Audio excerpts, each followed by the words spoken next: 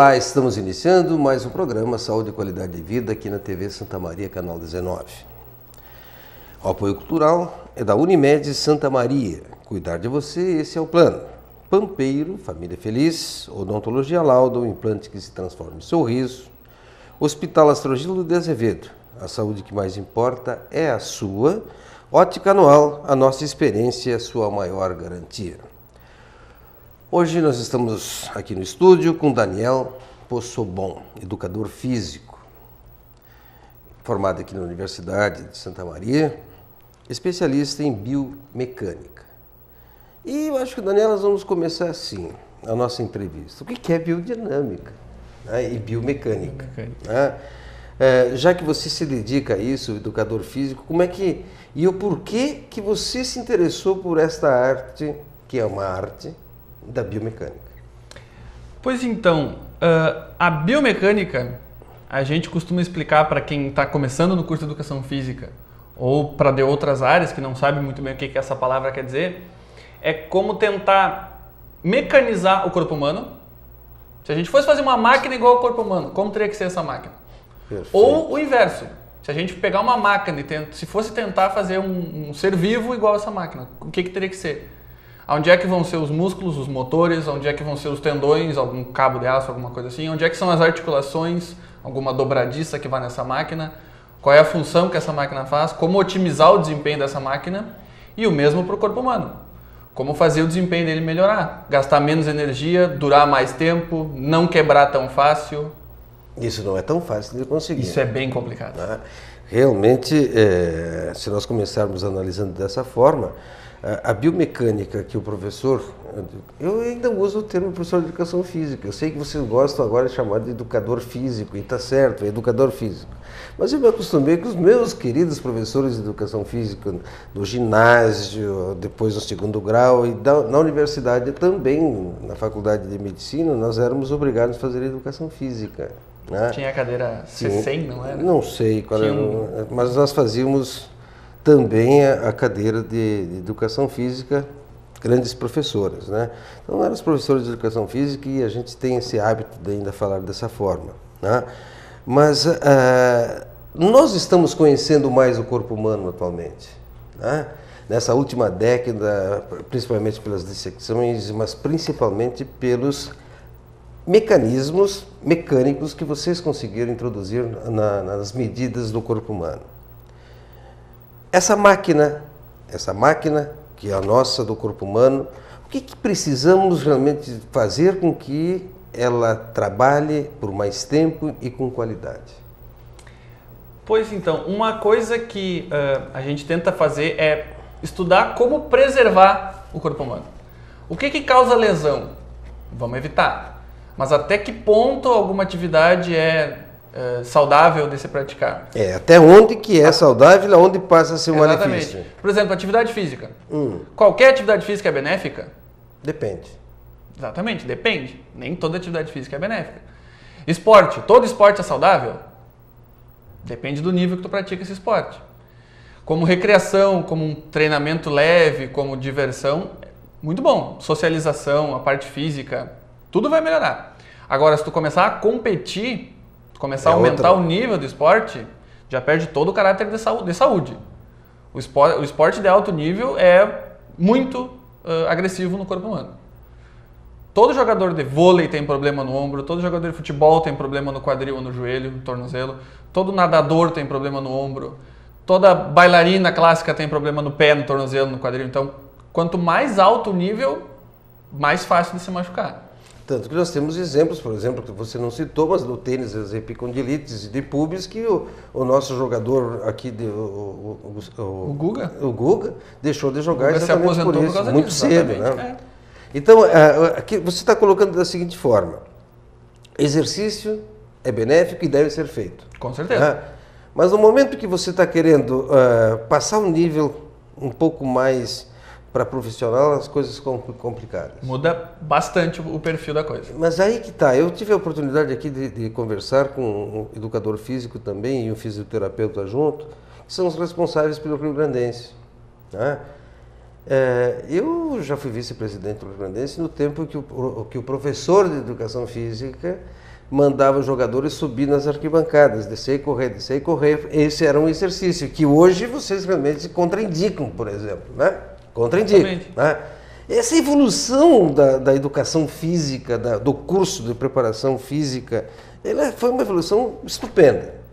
E isso entra na biomecânica? A biomecânica ajuda a estudar isso também. Por exemplo, esse exemplo que tu usou de subir e descer as arquibancadas. Do ponto de vista de desempenho do atleta, a curto prazo é muito bom, porque é um degrau alto, ele vai ter que fazer bastante força com a perna para subir, e também para descer ele vai ter que saber acomodar o peso dele de cada descida de degrau, então é muito bom, é um exercício muito vigoroso. O problema é que quando começou a se estudar as lesões que esse exercício causa, é um degrau muito alto. Para subir é muito esforço que tem que fazer, para descer o impacto é muito grande. Então a altura desse degrau começou a ser reduzida, perde-se, digamos assim, em desempenho. O exercício deixa de ser tão vigoroso, porém tu economiza a saúde do atleta. Ele vai jogar por mais tempo se é um jogador de futebol. Quem já tem uma predisposição para alguma lesão de joelho, tornozelo ou quadril vai demorar muito mais tempo para essa lesão acontecer. Então, em detrimento da saúde, o treinamento é um pouquinho prejudicado, digamos assim. Só que aí tu substitui com outros exercícios, complementa esse exercício e tu continua com um atleta de alto nível, porém mais saudável.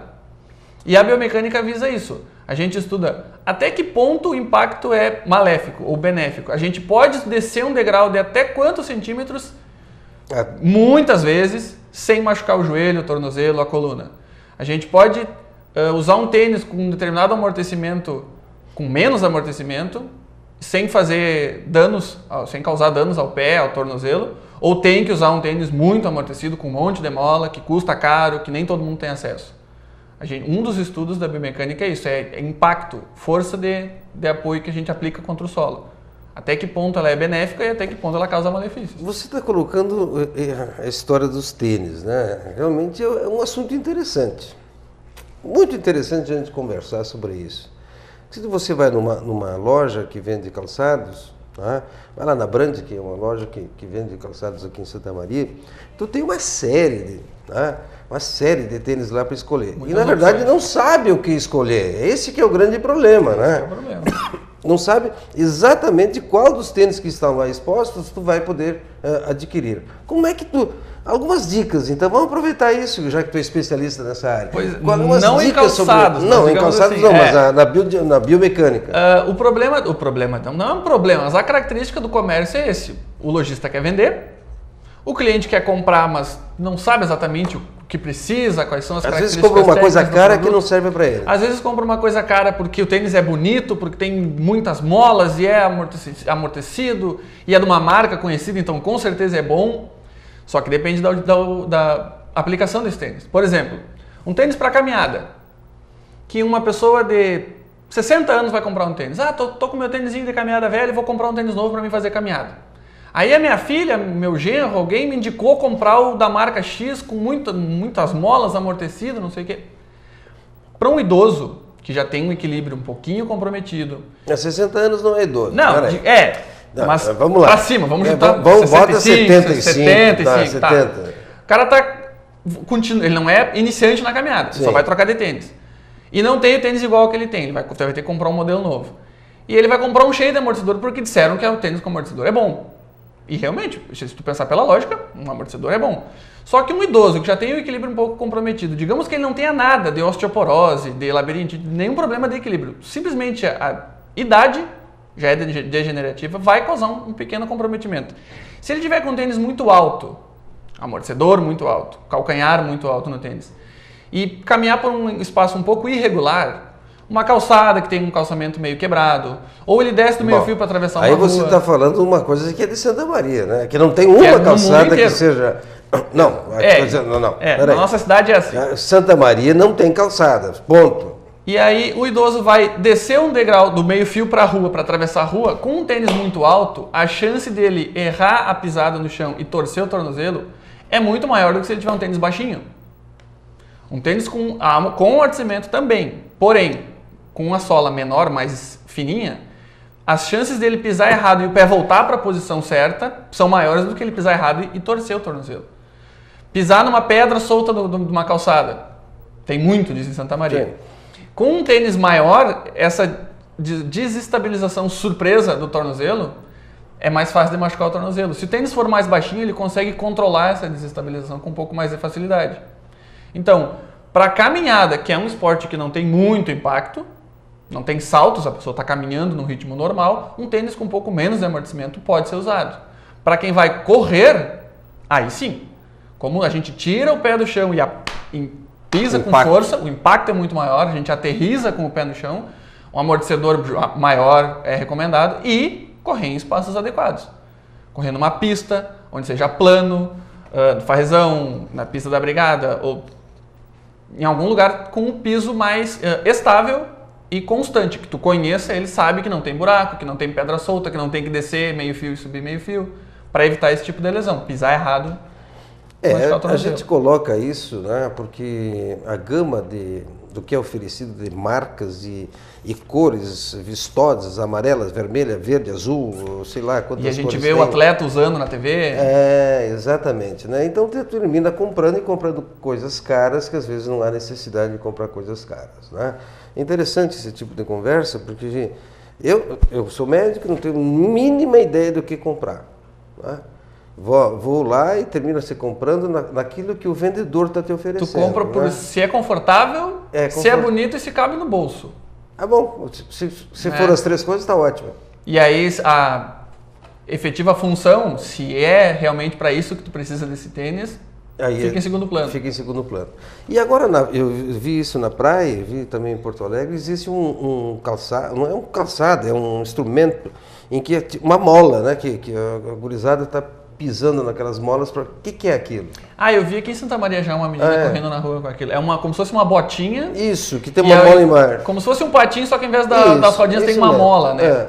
É um instrumento que foi desenvolvido em algumas academias, não sei exatamente em que país, mas acho que foi nos Estados Unidos, para substituir o jump, aquela caminha elástica.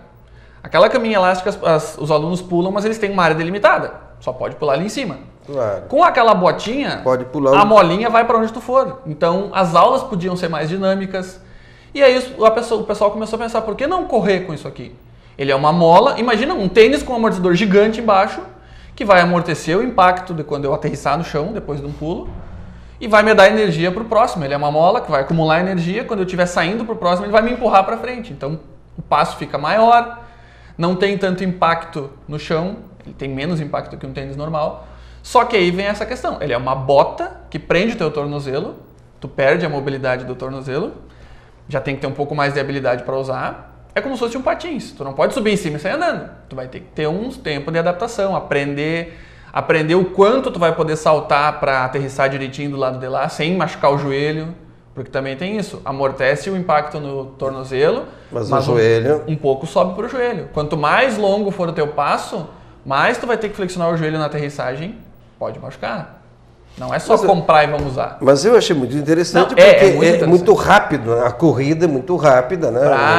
Para a questão de desempenho, o passo fica muito maior.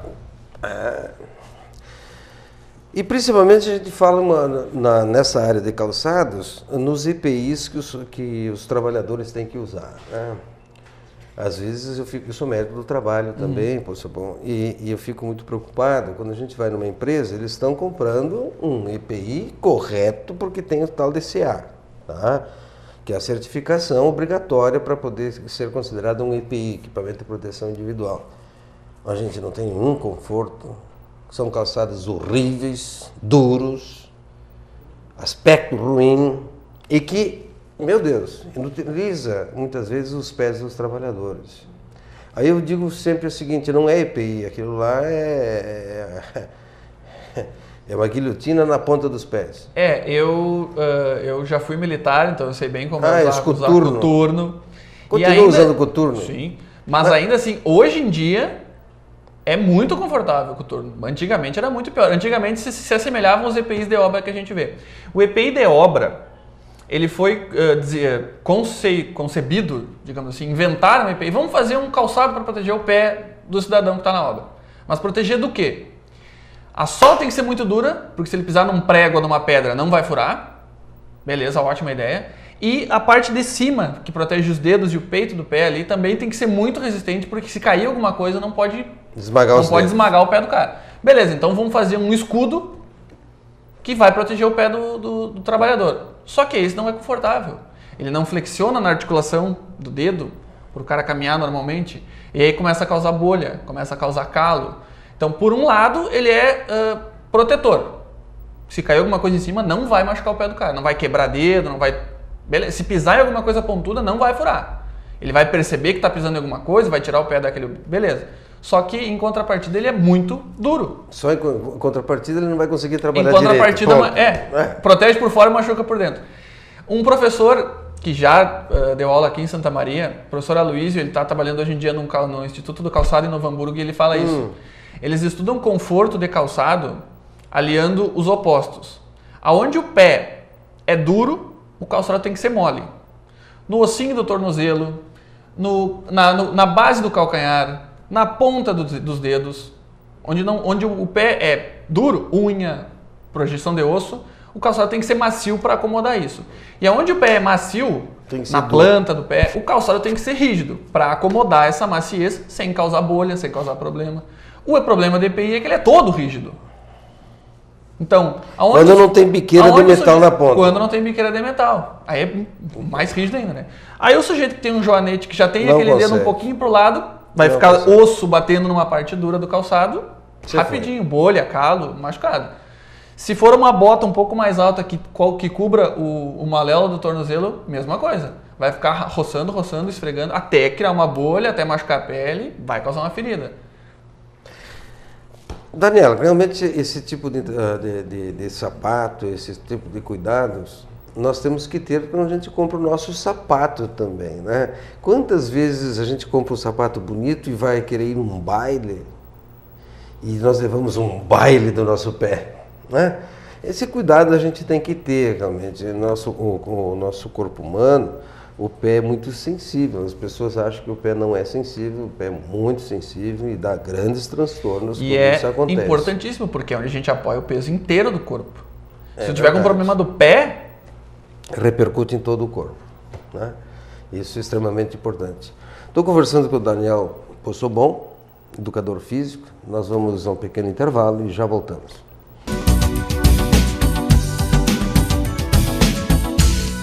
A revolução em design e tecnologia já chegou na Pampeiro.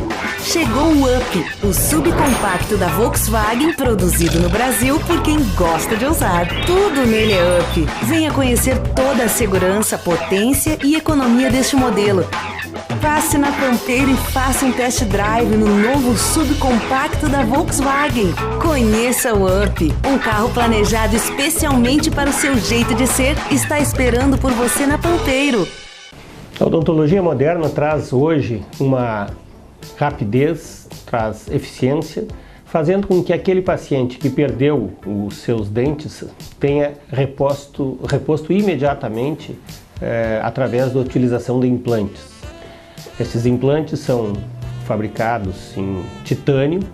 O titânio é um material biocompatível, onde o nosso sistema imunológico não produz nenhum tipo de anticorpos contra esse material.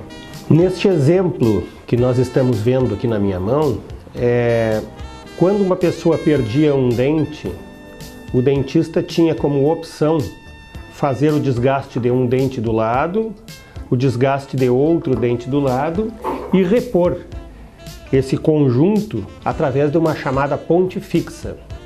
Hoje não é mais necessário desgastar os dentes vizinhos. Se mantém os dentes como eles eram, né, e apenas se coloca um implante de titânio. Este implante de titânio, uma vez colocado, pode receber sobre si uma prótese fixa, parafusada, repondo aquele dente que inicialmente foi perdido sem o preparo dos dentes vizinhos. Essa prótese parafusada, né, tem um parafuso. Essa prótese é parafusada e pode ser removida, desparafusada a qualquer tempo para qualquer tipo se houve uma fratura, se houve uma lasca da porcelana, pode ser refeito a qualquer tempo. Basta tirar, consertar e colocar de novo, né, com um custo extremamente baixo. De certa forma, então, podemos afirmar que a implantodontia ela não apresenta nenhum tipo de rejeição. O termo rejeição estaria aplicado ao fato de nós fabricarmos anticorpos com relação a alguma substância estranha que se coloque no corpo. No implante ósseo integrado, isto não acontece. Odontologia Lauda, o implante que se transforma em sorriso. Investimento em tecnologia e materiais de última geração, através de um laboratório próprio, oferecem aos clientes benefícios que vão além do econômico. Qualidade, segurança e parceria são os nossos compromissos. Traduzir a confiança em um bom trabalho é a nossa missão, valorizando a cada dia os usuários de óculos de grau e garantindo total confiabilidade de nossos produtos. Com uma grande variedade de lentes e armações nacionais e importadas, garantimos ao nosso cliente total satisfação.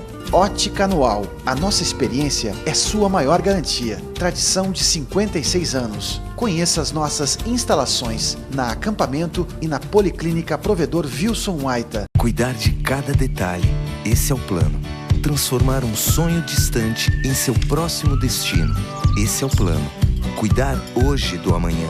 Esse é o plano. Envelhecer sem ficar velho. Esse é o plano. Conseguir almoçar em casa. Esse é o plano.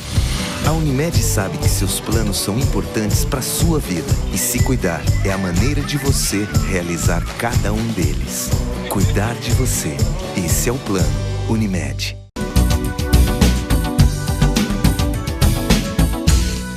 Estamos de volta com o nosso programa Saúde e Qualidade de Vida aqui na TV Santa Maria, canal 19. O apoio cultural é da Unimed Santa Maria, do Hospital Astrogildo de Azevedo, da Odontologia Lauda, da Pampeiro e da Ótica Anual. O nosso endereço eletrônico para perguntas é saude@santamaria.tv.br. Você pode entrar em contato conosco e formular suas questões e mesmo sugerir nossas pautas. Nosso programa sempre vai ao sábado ao meio-dia, de forma inédita, no domingo ao meio-dia e durante a semana em horários alternativos. Hoje conversando com Daniel Possobon, educador físico.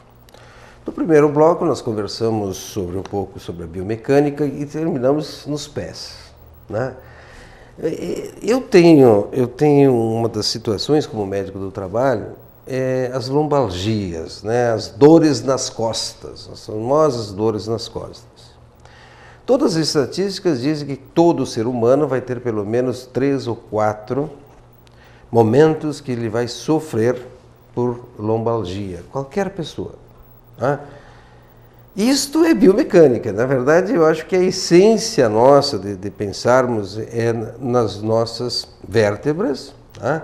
E o porquê que elas dão tanto problema dessa forma. Né? É um problema para o neurocirurgião que se dedica a isso, para o ortopedista, para o fisioterapeuta, para o educador físico, para o médico do trabalho então nem se fala, né? Que é uma das maiores causas de absenteísmo. Né? Para o INSS, o que custa para um Brasil, tá? O afastamento do trabalho através de dores nas costas. Vamos usar o termo que a população usa. Né? Ficam afastados meses e meses no INSS, sem o diagnóstico muitas vezes preciso, sem fisioterapia, sem nada, sem uma avaliação. Tá? Daniel, lombalgia, eu sei que tu se dedica a isso, né? Trabalha com isso. Tá? Vamos tentar evitar cirurgias. Então vamos lá, o que é a lombalgia no teu conhecimento, de como você pensa da lombalgia? Bom, pelo que eu estudo, a lombalgia ela é caracterizada como uma dor na região lombar. Ela pode ter origem conhecida, uma hérnia, uma cirurgia que foi feita e ficou machucando alguma coisa ali, uma lesão, um trauma, ou ela pode ser sem origem definida. Ela é simplesmente uma dor na região lombar que o médico não consegue descobrir de onde veio, porém o sujeito diz que tem dor lombar. E aí, como tratar isso? Quando você sabe a causa, ótimo, trata-se a causa. E que, infelizmente, nem sempre dá resultado. E, na maioria dos casos, não se tem uma causa. O paciente, o sujeito, simplesmente tem uma dor lombar. E ele não sabe o que é, não é lesão, já tirou raio-x, já fez ultrassonografia, já fez tomografia. Não é nada físico, digamos assim. As máquinas não detectam. Então, o que é? Muitas vezes, é um problema de mau uso.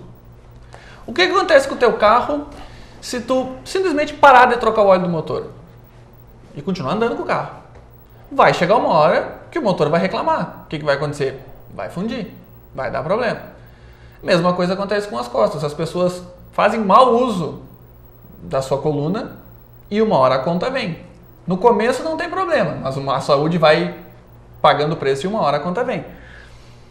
Principalmente a gente nota muito problema de ergonomia de ambiente de trabalho.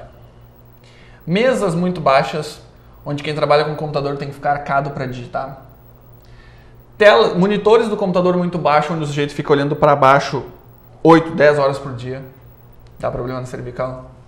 Cadeiras com encosto muito baixo, onde o sujeito se joga muito para trás ou para frente para evitar a borda da cadeira que machuca o meio das costas. Assento de banco do carro mal regulado, taxista, quem anda muito, quem passa o dia inteiro sentado no carro, se não está com o banco bem regulado, também pode dar esse problema. Tem uma infinidade de fatores que são usuais no dia a dia, que as pessoas não percebem e no fim do dia dá dor nas costas, não sabe o que é, está com dor nas costas, mas não é nada, eu não me bati, eu não joguei bola hoje, eu não sei o que eu estou com dor nas costas, mas ficou 8 horas do dia sentado numa cadeira de escritório mal regulada para a altura dele.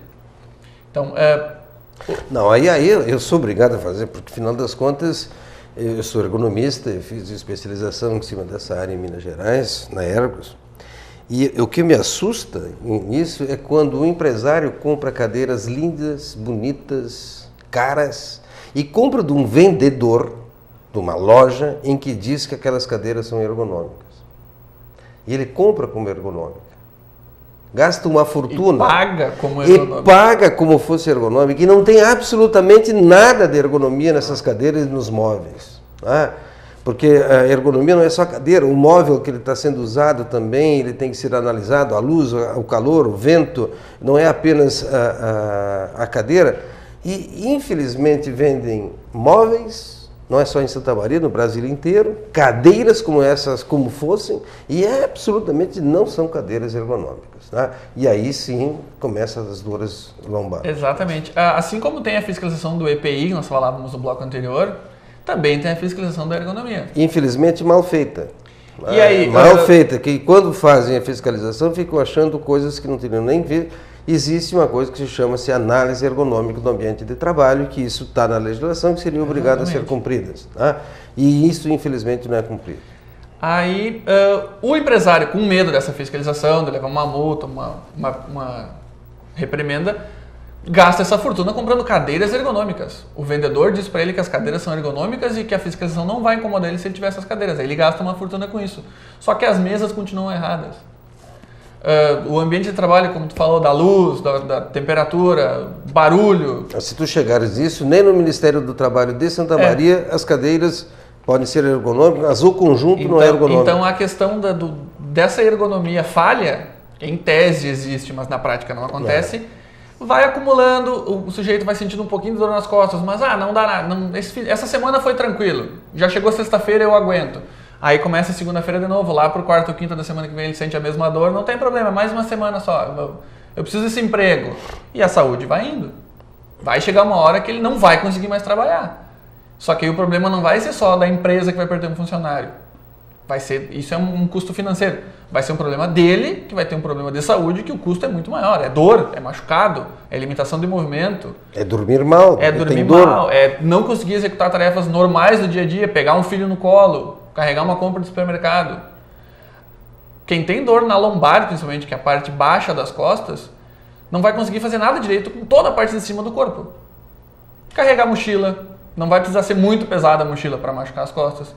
Sacola do mercado, pegar um filho no colo, movimentar alguma máquina em casa, cortar grama, uma máquina de cortar grama, levantar os braços para pendurar uma roupa no varal. Tudo isso que depende da estrutura da coluna, nele vai ser comprometido. Fazer sexo. com dificuldade. Toda a qualidade de vida do sujeito é Muito prejudicada. bem, mas aí nós já sabemos, o nosso telespectador sabe disso, né? Porque quem sente isso, todos nós, como eu disse no início, 3 ou 4 vezes durante a sua vida vai ter dor, e dor grave, com muita intensidade, comprometedora, que vai ter momentos que ele vai ter que tomar medicação, né? A grande pergunta é por que acontece isso? Tá, muito bem, acontece porque isso tem questões ergonômicas equivocadas. Lá para tanto ele trabalha com as mãos elevadas e termina dando problema. Mas vamos lá. Aonde está a fragilidade dessa coluna? Principalmente, assim, vou dar o caso, vamos por assim, o culpado mais provável. Principalmente falta de força muscular. Isso. Se o sujeito trabalha muito tempo com o braço erguido, como tu falou, o cara é eletricista, troca lâmpada, pintor, sempre com o braço muito levantado. Se ele tiver um reforço muscular na parte de trás do ombro, não que ele consiga sustentar o braço levantado, tranquilo. A coluna dele não vai pagar o preço, porque o músculo tá segurando o braço dele levantado. Se o sujeito tem uma cadeira meio ruim no escritório e a mesa é meio baixa, ele não precisa trabalhar corcundo, arcado. Ele pode trabalhar de maneira reta, com o braço apoiado mais para baixo, se ele tiver força muscular para manter essa postura. E a mão lá embaixo, não o ombro.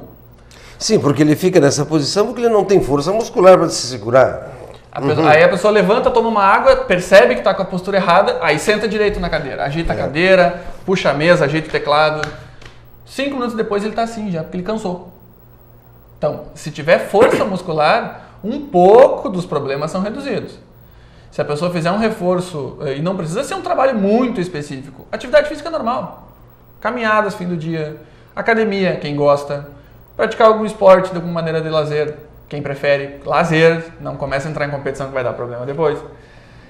Isso tudo ajuda a fazer esse reforço muscular para que o músculo consiga segurar a estrutura óssea no lugar certo e não comprometa. Se a pessoa não tem força, ela começa a ficar mais torta, começa a entortar para o lado para apoiar o braço na cadeira, porque a cadeira é muito baixa, aí já dá uma escoliose. Não é nem mais problema tão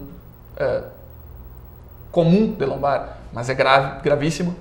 Então, algumas coisas você consegue reduzir, até mesmo evitar completamente o problema com reforço muscular. Inatividade física também é um problema, não é simplesmente... Mas aí é outra preocupação que eu tenho. Vamos lá, né? Sedentarismo. O sedentarismo é lógico que leva a isso, mas também a própria academia termina levando a isso, certo? Quando tu coloca um menino jovem numa academia sem um responsável técnico capaz... Essa foi a frase-chave. Capaz, e que termina dizendo o seguinte, olha, o peso que você pode levar, tu quer músculo, atua muito bem. Aí termina levando 40, 50 quilos e termina tendo lesões, como Exatamente. Tem gente aniquilados com jovens de 20 e poucos anos que não conseguem mais trabalhar. Não conseguem trabalhar. E ainda termina muitas vezes dizendo, foi na empresa. Não, é que ele fazia academia sem uma orientação e está daquele jeito. Exatamente, tu tocou no ponto-chave. Orientação. Se tu vai tem uma academia no meu bairro, é a academia mais barata da cidade, é tranquilo, mas aí tu vai lá, tem um funcionário que é um estudante de educação física, que ele fica no balcão só controlando a entrada e saída de associados para não entrar nenhum estranho na academia, e o aluno basicamente faz exercício sozinho, por conta. Isso não é uma academia viável de você pagar uma mensalidade. Não vale a pena arriscar a tua saúde para economizar dinheiro, porque depois esse dinheiro tu vai ter que pagar ele em tratamento, em dor, em sofrimento, em perda de qualidade de vida. É preferível muito, mas sem sombra de dúvida, vai numa academia que é mais caro, porém tem profissionais qualificados, não é simplesmente ter um diploma de educação física. A pessoa tem que saber o que está fazendo dentro da academia para orientar o movimento, para corrigir posturas erradas, para esclarecer alguma dúvida, para evitar sobrecarga. O aluno vai lá no primeiro dia da academia, aprende a sua série de exercícios e corre para a internet ver como que você faz, como que põe bastante peso, como é que é a periodização. Pergunta para o teu professor. Ele te conhece, ele está te vendo na frente dele, ele está vendo como é o teu biotipo físico, quando que vai poder aumentar a tua carga, qual é o número de repetições, o número de exercícios, quantos para cada grupo muscular. O site da internet não sabe quem tu é, ele não tem essa personificação. Então as pessoas estão assumindo para si uma responsabilidade que não é. Eu vou controlar o meu treino na academia porque eu quero ficar grandão. Ou eu quero emagrecer. Não é assim. Tu não toma o remédio que tu quer, tu vai no médico. Que na verdade o personal, né, que é essa, que é a moda, muitas vezes essas modas, também fica muito caro, né? Aí fica complicado. Isso não é para a população em geral, né? Mas a academia é obrigada a disponibilizar profissional. Sim. Tem fiscalização para isso. A academia tem que ter alguém competente 24. O tempo que a academia está aberta, tem que ter alguém responsável por isso. Mas eu vejo, olha, mas acontece. Eu não quero criticar em absoluto, porque tem grandes amigos que são proprietários de academia e grandes profissionais. Mas aí, às vezes, a gente vê lá 40, 50 alunos e um professor só. Desculpe, mas também não consegue fazer isso. Acontece. Ele pode ser muito competente, pode ter a especialização que quiser, mas se ele tiver muitos alunos, ele não vai conseguir fazer. Com certeza acontece. E isso é verdadeiro o que eu estou falando. Aí vai acabar acontecendo que esse professor vai atender 5 alunos, 10 que estão mais perto de onde ele está ali. E o resto... E quem está mais lá no fundo da academia, ou quem já malha há mais tempo e já nem quer muita atenção... Mas esses são os perigosos. Esses são os perigosos. Nós estamos conversando dessa forma coloquial, mas essa é a verdadeira... o fundo da questão, né? Fazer exercício físico, mas fazer com qualidade. Vocês fazem exercícios indicados exatamente quando existe a lombalgia? Existe uma série de exercícios, inúmeros, para corrigir justamente o problema da falta de força muscular, falta de tonicidade. A pessoa tem uma lombalgia, não é problema de vértebra, já foi no médico, já tirou raio-x, já fez tudo, não sabe o que é. Não, mas às vezes o grande problema são os falsos positivos também das ressonâncias magnéticas. Também, né? Aparece uma hérnia, mas aquela hérnia, na verdade, não tem nenhum motivo da dor. Né? Tanto que o cirurgião muitas vezes opera aquela hérnia e em vez de melhorar, piorou. E cirurgiões de alta qualidade. Isso vejo no dia a dia. Mas sim, existem exercícios para quem tem lombalgia, para quem tem, sabendo ou não a causa da lombalgia, existe séries de exercícios para te fazer sem causar mais dor, vai atenuar, tem como estabilizar mais a lombar. Se ele está com problema justamente de desestabilização por falta de força muscular, é possível fazer exercícios para reforço muscular sem causar dor na hora de fazer o exercício. Ninguém vai fazer exercício sem causar dor, exatamente. É possível. Óbvio que tu vai ter que chegar na academia e dizer para o teu professor, eu tenho problema na lombar, não sei o motivo, mas dói, então esse eu não posso fazer porque dói. Na hora que tu estiver fazendo exercício, começou a fazer exercício, doeu, reclama o professor, não posso fazer esse que está doendo, troca. O professor tem que saber como substituir esse exercício. E não só para lombar, para qualquer grupo muscular. Tá fazendo exercício de peitoral e doeu? Fala com o professor. Eu, por exemplo, gosto muito de fazer pilates. Atualmente, nesse último mês, não consegui fazer. E faço com uma educadora física e com uma fisioterapeuta. Depende do dia, né? Depende do dia, da disponibilidade deles. E isso, o pilates, por exemplo, a RPG, é tanto educador físico como o fisioterapeuta realiza esses exercícios, que são nada mais do que exercícios de alongamento, né? E, na verdade, é tão bom, depois de uma sessão de fazer alongamento, você se sente muito melhor, são exercícios bons de serem feitos e que não lesam. Como o método já foi desenvolvido, como esse método, o Pilates é um método de realizar esses alongamentos, esses exercícios, até tem alguma coisa com peso, onde tu usa o próprio peso corporal, então é difícil tu causar uma sobrecarga quando tu levanta só o teu próprio peso. Mas como as máquinas do Pilates foram desenvolvidas para isso, e já é um método bem antigo, as máquinas já foram bem estudadas e aperfeiçoadas e aprimoradas, sempre que o sujeito vai fazer o exercício, o aluno vai fazer o exercício, ele está bem acomodado. A coluna dele está bem ajustada no equipamento. Se ele não está deitado no equipamento, se ele está em pé ou alguma coisa assim, o professor, fisioterapeuta, o educador físico está do lado. Tu nunca vai fazer Pilates sozinho. Talvez aí que chega a grande vantagem do Pilates. A grande vantagem do Pilates é isso. Tu tem uma pessoa cuidando de ti enquanto tu está fazendo. No máximo 2. Mais individual que isso, impossível. Nem personal da academia não é tanto, porque a academia tem um monte de gente em roda. No Pilates é só tu. No máximo tu e mais um. Então, assim, a questão toda é orientação. Ser bem orientado por alguém que sabe o que está fazendo e que vai ficar contigo durante o treino. Personal é caríssimo, não tem como. Mas, então vai numa academia onde tu sabe que tem mais funcionários trabalhando. Interessante conversar contigo, Daniel, porque são coisas do dia a dia que a nossa população faz e que muitas vezes faz de forma errada e gastando dinheiro. Equivocadamente. Nós vamos ao intervalo e já voltamos.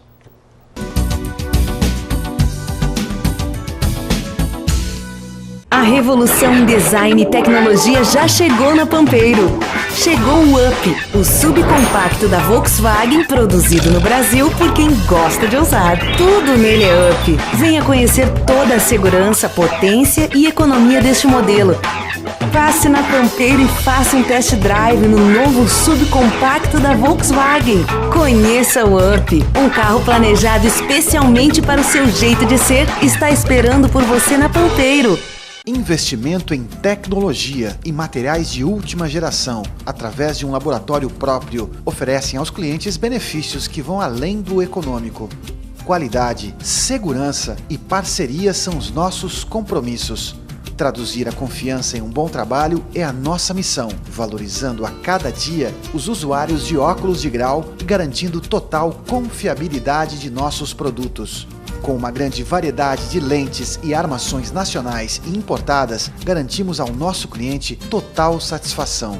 Ótica Anual. A nossa experiência é sua maior garantia. Tradição de 56 anos. Conheça as nossas instalações na Acampamento e na Policlínica Provedor Wilson Waita. Até em casos mais severos, hoje a odontologia nos proporciona a solução.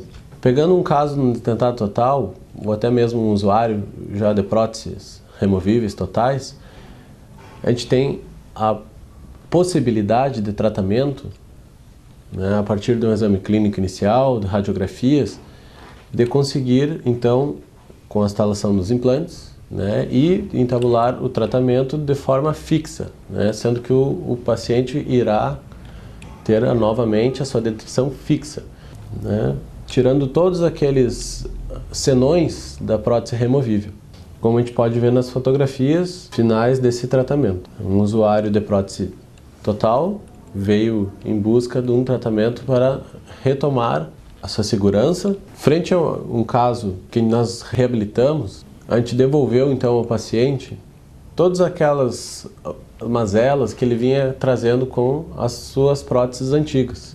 Então a gente restabeleceu a sua estética, sua autoestima e, com certeza, sua segurança. Odontologia Lauda, o implante que se transforma em sorriso. Cuidar de cada detalhe, esse é o plano. Transformar um sonho distante em seu próximo destino, esse é o plano. Cuidar hoje do amanhã, esse é o plano. Envelhecer sem ficar velho, esse é o plano. Conseguir almoçar em casa, esse é o plano. A Unimed sabe que seus planos são importantes para a sua vida e se cuidar é a maneira de você realizar cada um deles. Cuidar de você, esse é o plano. Unimed.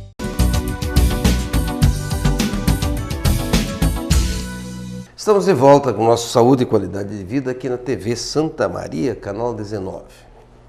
Apoio cultural da Unimed Santa Maria, da Pampeiro, da Odontologia Lauda, do Hospital Astrogildo de Azevedo e da Ótica Anual. Nosso endereço eletrônico, saude@santamaria.tv.br. Recordando sempre que o nosso programa vai aos sábados, ao meio-dia, de forma inédita, repetido no domingo e durante a semana em horários alternativos. Você pode entrar em contato com a gente através da nossa produção e sugerir pauta para o nosso programa. Mesmo também os colegas da área de saúde para serem entrevistados aqui por mim. Conversando hoje com Daniel Possobon, que vem de uma família tradicional de Santa Maria. Fiquei muito contente que eu não o conhecia, de ser sobrinho do Joãozinho Possobon, meu dentista, junto com o Roberto, muitos anos. Gosto muito do João, da família dele, da Nelci, e também do teu pai, dos teus filhos. Então é interessante. Possobon, quando se fala em Possobon, aqui em Santa Maria, tem muito Possobon. Todo mundo, é que nem Silva, todo mundo conhece. Isso, Beltrame também tem bastante. Tem. Nós falamos sobre lombalgia no bloco anterior, tá? Mas existem algumas patologias que advêm do exercício físico. Tá? Você imagina, por exemplo, um carregador, tá? Que eu gosto sempre de falar isso quando eu entrevisto educador físico e fisioterapeuta, né? Que fazem da sua cabeça a sua alavanca no trabalho. né? Se imagina, infelizmente, o cara um trabalhador, por exemplo, da construção civil, que termina colocando 2 sacos de cimento na cabeça. Puxa, e é comum. Bom, ainda é comum, infelizmente é comum. Com o uso do capacete ficou mais difícil, porque aí não fica, né? Ele não fica muito preso. Mas é o dia a dia isso. Usar a sua coluna cervical, que nós não falamos ainda no bloco anterior, né? E aí a pergunta, como exercitar a coluna cervical para que evite ter lesões? Pois então, para esse tipo de esforço que tu está falando, em primeiro lugar, não pode ser feito. Colocar 100 quilos na cabeça, não tem exercício que reforce para isso.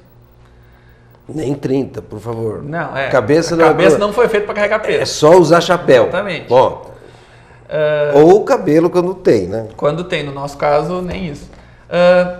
A cervical já é a parte mais frágil da coluna. A lombar ainda tem que sustentar todo o peso do tronco, as vértebras são grandes, são bem mais resistentes. As vértebras vão diminuindo cada vez mais. A cervical são ossinhos que seguram a gente. Por isso que a gente tem mobilidade no pescoço, porém a gente paga um preço. A gente não tem força, sustentação. A gente não pode carregar 100 quilos na cabeça. Então, assim, existem reforços musculares que tu faz para a região lateral do pescoço, para frente, para trás, para a parte posterior do ombro, que puxa, que ajuda também. Só que isso é para manter a postura, para corrigir um eventual problema, um eventual desvio. Um vício de postura de olhar muito para baixo no computador, tu faz um reforço muscular que tu consegue puxar um pouco mais para cima essa postura da pessoa. Mas tu nunca vai conseguir reforçar para dizer para um sujeito, agora tu pode carregar 2 sacos de cimento na cabeça. Isso é impraticável. E as lesões cervicais, se a gente fala da dor da lombalgia, quando existe a dor de cervicalgias, elas são intensas também e realmente impede o trabalho. Não existe isso. Incapacitante. É incapacitante mesmo, né? Não tem... É mais fácil uma cervicalgia incapacitante do que uma lombalgia incapacitante. Perfeito. Porque no mundo de hoje, quem trabalha na frente de um computador, se tiver com uma pequena lombalgia, mas numa cadeira bem confortável e tal, consegue se acomodar, aguenta. Agora, se tu está com uma cervicalgia que tu não consegue olhar para o teclado ou para o monitor do computador, tu não consegue olhar para um livro, estudar e olhar para o computador e digitar alguma coisa, quem trabalha com relatórios, tu não consegue ler um relatório e girar o pescoço para transcrever num computador, tu não vai conseguir trabalhar. Então, a cervicalgia compromete antes. Com menos dor, digamos assim, com uma dor menos intensa, tu já compromete. Aproveitando, falando em ergonomia também, por exemplo, quando coloca-se o computador no canto, né, atende o paciente, o cliente aqui na frente, mas o computador está aqui. Então ele tem que sempre fazer esse movimento nesse formato. E que leva realmente a lesões e lesões graves que a gente tem no dia a dia na medicina do trabalho, né? Então isso é importante. Mas a pergunta é esta, né? Que agora é introduzir dessa forma para entrar na ginástica laboral. Tá? Ginástica laboral, eu tenho meu ponto de vista. Bom, pela experiência das empresas que já tiveram, que nós executamos, em que eu acompanho como médico do trabalho. Senhores empresários, se a ginástica laboral for bem feita, estupendo, ajuda. Se ela for mal feita, atrapalha a tua empresa. Tá? E infelizmente eu vejo mais atrapalho do que efeito benéfico da forma que muitas vezes é feito. Tá? Sem um responsável técnico, botando muitas vezes estagiários ou então curiosos que vão lá tentar induzir o trabalhador a fazer ginástica laboral e que em vez de resultar em benefício ao trabalhador e à sua empresa, é um desperdício de tempo e fazendo lesões. Não sei se tu concorda, já que tu é o especialista e eu não sou. Exatamente, eu não sou especialista nesta área, tu está me atribuindo um monte de especialidade, muito obrigado. Mas como educador físico, tu já sabe tudo disso. Já avaliei trabalhos com isso, TCCs, enfim, então algum conhecimento da área eu tenho para dizer o seguinte, é bem como tu falou, se a laboral for bem feita, ela cumpre o que ela foi, o motivo pelo qual ela foi criada, que é evitar lesões e, portanto, evitar que o funcionário se ausente e evitar prejuízo para a empresa. Se o empresário quer fazer uma laboral de qualquer jeito, bota um estagiário só para cumprir com a legislação, para não perder dinheiro com uma multa... Não, a legislação não obriga a isso. Ele vai perder mais com a pausa do trabalho para fazer a laboral e com o funcionário afastado porque a laboral não fez efeito. Então, a laboral bem executada, com orientação correta, com uma pessoa capacitada, até existem estudantes de educação física que ainda não se formaram, mas que já têm cursos de ginástica laboral, que já fizeram por onde merecer dar aula de laboral. Então, contrata esse estagiário, esse estudante ainda, vai lá, ele vai na tua empresa... Não contrate estudante, não. Contrate um profissional formado para fazer as coisas bem feitas e esse profissional não vai ficar à disposição da tua empresa durante as 8 horas. Aí sim ele vai ter talvez um estagiário sobre sua orientação e fazer o trabalho. Não me contrate estagiário. Não só o estagiário. Ah, por favor. O estagiário pode dar essa aula se tiver alguém amparando ele, né? Mas é possível uma laboral bem feita, que vai evitar a lesão do trabalhador, vai compensar muito aqueles minutinhos que a empresa vai perder com o trabalhador parado, porque a laboral dura 5, 10 minutos, ela não é uma aula de 1 hora como uma aula de academia. O trabalhador vai ganhar muito em qualidade de vida, em gosto pela empresa. Gosto pela empresa. Se o trabalhador sai de casa sabendo que ele vai trabalhar num lugar onde ele é querido, onde ele não é visto apenas como um bem de produção, ele é quem faz a empresa ganhar dinheiro. Ele faz parte da empresa. Se ele está doente, a empresa perde uma pessoa, trabalhador, perde dinheiro. Se o trabalhador se sente integrante da empresa, ele faz a laboral com mais empenho, digamos assim, a laboral faz efeito, ele começa a tomar gosto, ele começa a praticar atividade física no fim do dia por conta própria, vai numa academia, procura meios de se manter mais em forma. E a empresa só ganha com isso, o trabalhador só ganha com isso, o empresário só ganha com isso. A ginástica laboral, na verdade, começou no Japão, né? Foi o grande boom da ginástica laboral, foi no Oriente. Claro que lá é diferente as coisas, né? Ou seja, o dono da empresa, o presidente da empresa, ele dá o exemplo, ele vai lá fazer junto com os seus empregados, com os seus colaboradores, né? Aqui é o contrário, obriga-se muitas vezes o colaborador a fazer, mas os diretores, os gerentes, os supervisores não vão fazer junto. Aí não consegue a coisa andar. E ainda reclamam que estão parados. E ainda estão reclamando em vez de produzir, né? Então realmente isso não tem tem que mudar a mentalidade da gerência, digamos assim. O trabalhador que faz a laboral, para ele é ótimo. Sim.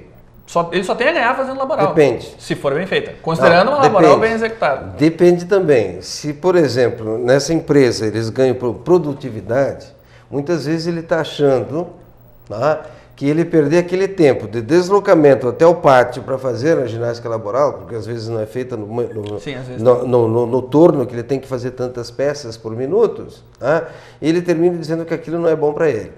Isso também, ele tem que estar educado para isso. Isso chama-se educação, Poçomon. Não é bom, estou perdendo dinheiro, meu salário vai diminuir. Mas e a saúde? Tu prefere ganhar mais durante, 10 anos e depois ter que parar de trabalhar?